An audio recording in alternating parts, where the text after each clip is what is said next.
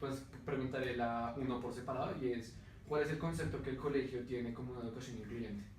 Como institucionalmente, ¿cuál es el significado que se le da? Cualquiera, no tiene que ser un orden específico. Bueno, el colegio como tal trabaja la parte de inclusión desde las necesidades particulares de los estudiantes. Cada uno tiene diferentes contextos, diferentes formas y estilos de aprendizaje. Hay algunos estudiantes que efectivamente tienen unas necesidades particulares en la forma como tienen esos dispositivos de aprendizaje y cómo realmente ellos perciben, reciben la información, la interpretan y asimismo pues obtienen resultados en su parte de desempeño académico. Cuando un niño tiene dificultades académicas, pues lo que se hace es empezar a hacer una valoración, partiendo de una revisión que hacen los profesores, se hace una valoración y ahí se recibe pues, y se mira cuáles son las necesidades de cada niño. Nosotros aquí desde la orientación escolar no hacemos una intervención psicología clínica como tal para diagnosticar cualquier tipo de trastorno o déficit, pero sí remitimos a psicología externa. Al remitir a la psicología externa, pues esa persona o profesional correspondiente, neuropediatría, neuropsicología, terapia ocupacional, va a determinar pues, el déficit o el trastorno que tenga. A partir de ese diagnóstico nosotros empezamos pues, a trabajar de la mano con ese terapeuta, con el niño y con las estrategias que nos dan esos profesionales a nivel externo. Y esas estrategias que nos sugiere el profesional externo las empezamos a implementar y a trabajar con docentes, con la familia, con el mismo estudiante y así hacemos, creo que estamos haciendo trabajo y desarrollando las premisas que tiene la ley de inclusión en nuestro colegio. Teniendo en cuenta eso, cuando hice esta entrevista a Rudy me mencionó un factor que me pareció muy interesante porque ninguna persona a la que hice la encuesta me lo mencionó, y es cómo entra acá el aspecto económico. Digamos, una persona de la nada, los padres, no sé, son despedidos de un trabajo y no tienen forma de pagar la matrícula, bueno, la pensión cada mes. Ahí también eso cuenta como de educación incluyente. Según la educación incluyente de la página internacional, está definida como todo tipo de educación que permita que todos los estudiantes, sin importar sus dificultades o problemas, puedan tener acceso a una educación, valga la pena toda la redundancia, viable o razonable, o una educación de buena calidad. Sí, asequible. Sí, más que todo. Entonces, cuando hay un problema económico, ¿también hay algún otro proceso?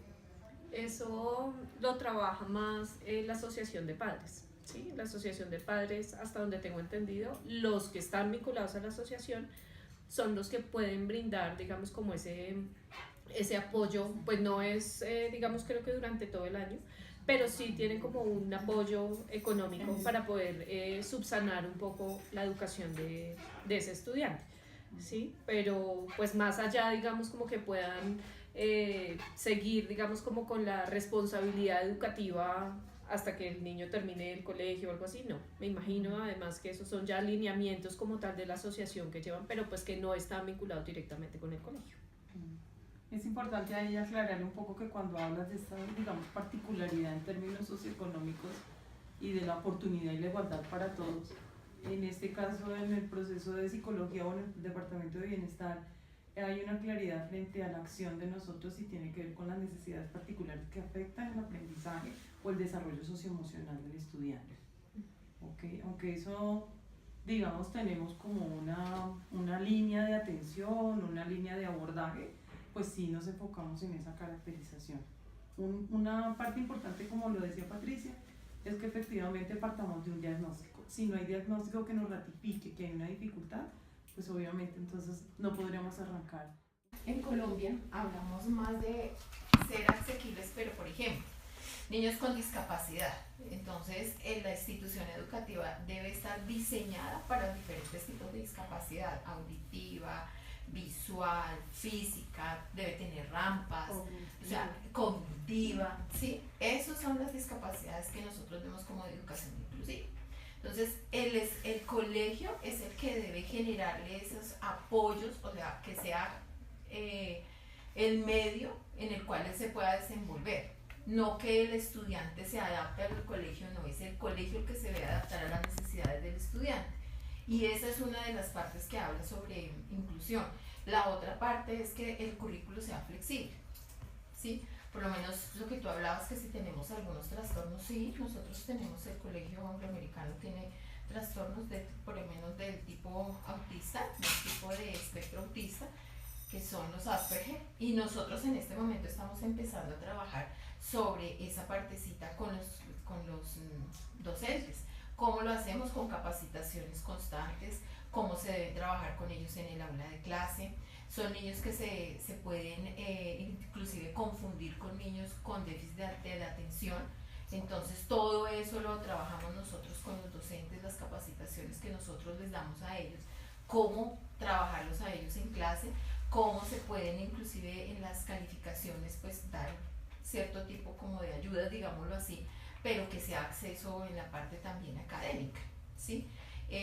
Inclusive también hemos traído capacitaciones externas para algunos docentes, no para todos. Hasta ahora estamos comenzando en ese proceso de educación inclusiva. Entonces estamos adaptándonos hasta ahora a una nueva educación, porque es un nuevo decreto que ya nos toca empezarlo a trabajar y ponerlo pues, en práctica como institución. No es fácil porque también hay que educar al docente, ¿no? El docente está acostumbrado a que todos los niños vayan sobre un mismo parámetro, y pues no, cada niño es totalmente diferente, y es también educar en esa partecita del docente. Digamos, con las personas que tienen autismo, ¿cómo son, digamos, las bases de ese tipo de capacitación que se da a los profesores? ¿Las bases? Sí, ¿cuáles son como las recomendaciones más generales que se les puede dar? Por ejemplo, las capacitaciones que estamos en este momento trabajando tiene que ver con cómo manejarlos a ellos en el déficit de atención, en el comportamiento de autorregulación en el aula de clase, cómo pueden ser los mecanismos de aprendizaje, porque cada uno de ellos tiene un aprendizaje totalmente diferente. Entonces, como que esas tres partecitas son las más importantes que en este momento estamos trabajando con los docentes. Obviamente cada uno de estos trastornos del espectro autista es diferente, entonces también se tiene que capacitar a cada uno de los docentes en sus diferencias individuales de cada uno de los estudiantes que tienen este síndrome. Igual ustedes se dan cuenta como estudiantes, como compañeros, cuando hay chicos que tienen algunos tipos de intereses y particularidades. No más los chicos con Asperger y con algún trastorno de espectro autista tienen dificultades, algunos en la parte de habilidades sociales. Entonces, los compañeros y toda la comunidad educativa también tienen que abrirse al tema de inclusión, a la diferencia, al compañero, al apoyar, al permitir que efectivamente reconocer que tienen unas características particulares, pero que eso no lo hace diferente ni lo hace factor de discriminación o objeto de discriminación ante los demás compañeros. O sea, realmente es un trabajo mancomunado que hay que arrancar a hacer más a profundidad, porque pues igual se ha hecho, pero pues ya con más conciencia y crear la cultura frente a este proyecto. Ahí creo que otra de las dificultades, digamos, que se pueden presentar en el aula y que también tenemos diagnosticadas es el trastorno por déficit de atención. ¿Sí? Son como esas dos, como las que más, digamos, de mayor prevalencia acá. Creo que el autismo implica tener déficit de atención. No necesariamente. Todos los síndromes de no, lo que pasa es que tienes razón en algo. Se confunde el trastorno de déficit de atención, puede ser un Asperger, ¿sí? Esa es la primera tendencia que siempre, inclusive cualquiera de nosotros lo puede confundir con un déficit de atención. Ya cuando se hace un diagnóstico ya desde el neuro, ya es diferente, porque si ya nos arroja exactamente cuáles son los parámetros, ¿cierto? Que el DSM, el perfil 5 nos arroja a nosotros algunas conductas. Nos arroja algunas conductas que si son repetitivas en el estudiante, pues obviamente nos va a atender a ese tipo de síndrome. Pero tienes razón, sí se trata de confundir con el de déficit de atención. Gracias. En la parte de si el año escolar del estudiante se encuentra en peligro, que el niño no pueda llegar a, que no tenga la facilidad para aprender un tema. En caso de que el niño, pues digamos que esté en riesgo de perder el año por, no sé, no entendió un tema, le fue mal una evaluación por no sé, se distrajo, alguna cosa así. ¿Cuál es el método que se utiliza para, digamos, en caso, pues así que el niño tenga el riesgo de no pasar al siguiente grado, digamos que este no, si no pueda hacer, promover su graduación? ¿Cuál es el método, el filtro, la opción que se le da?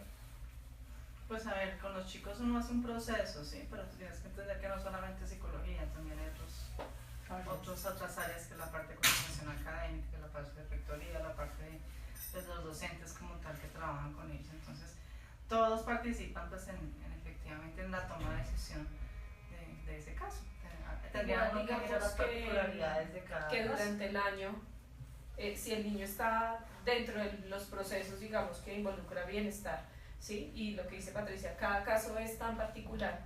Si hay niños con los que se empieza, digamos, con un proceso terapéutico externo, no solamente psicología, sino a nivel de terapia ocupacional, de fonoaudiología, ¿sí? Que son procesos que van a ayudar un poco a desarrollar las habilidades que necesita para la exigencia escolar.